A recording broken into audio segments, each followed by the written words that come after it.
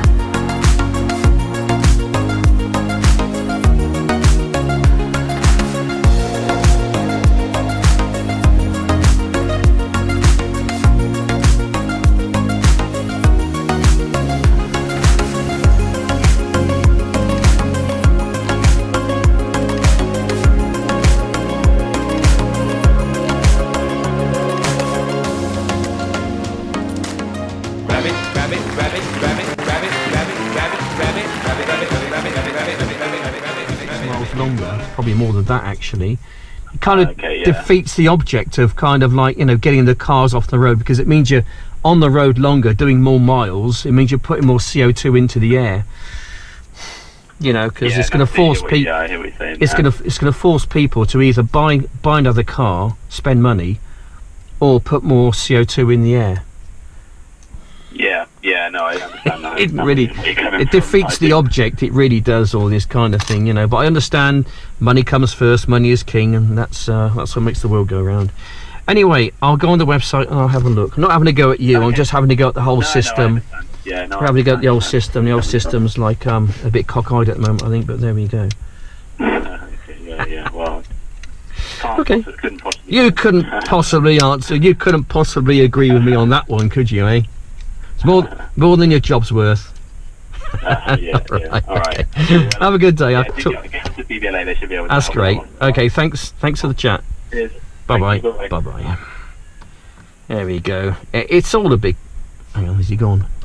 It's all a big farce, isn't it? Because now I've got to go around Bristol, driving a lot longer, having my car on the road more, using more fuel, putting more CO2 in the air, damaging the atmosphere apparently, rather than just going through the city, taking my car off the road more, causing less damage to the atmosphere. But no, I've got to be charged £9 in this particular car to go through the city of Bristol to get to the other side, to go to the airport. And it's all about money. It's all about your £9. You've got to have your £9, and if you don't pay it, then that's it. They're going to come down heavy on you, aren't they? He's a very naughty boy. So it means you've got to spend out money to keep working, in a sense, or spend more money on fuel to go around, damaging the atmosphere. Well, there we go. This is all part of the green agenda, ladies and gentlemen. This is what we have to do to be able to afford to live. Oh dear. What a mess. Okay, so that was me talking to Bristol City Council a few weeks ago. I was just trying to get to the understanding of when their charges were going to start to come in, and it turns out it's going to be the 28th of this month, November. And for me to get to the airport, I normally go through the city of Bristol, right through and then out the other side. It's the shortest route. It's the route which is the most environmentally friendly route, apparently, but that's the route which they're going to punish me and they're going to charge me, because it means I go through Bristol. It's an oxymoron.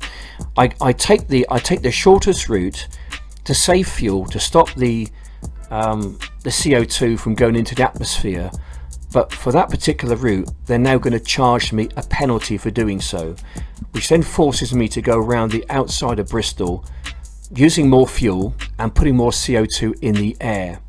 Hope you enjoyed the video. I've got more videos up and coming, not so much about this so much, because this is not what my channel is really all about. I want to get out there and do some walking and do some drone flying and whatever else. I just, every now and again, with something really knocks me off, I like to talk about it and get it off my chest. It just so happened that I was a little bit triggered about Bristol City Council charging me £9 for me to go the shortest route from A to B, which is going to be putting less carbon in the air. But now they want me to pay £9 for the privilege of doing my utmost best to save the planet. It doesn't make sense. It's not about the planet at all. It's all about the money. It always is. The government, they're not our friend. They are supposed to serve us, but it turns out that we are now serving the government. Anyway, thanks for watching. Take care and bye for now.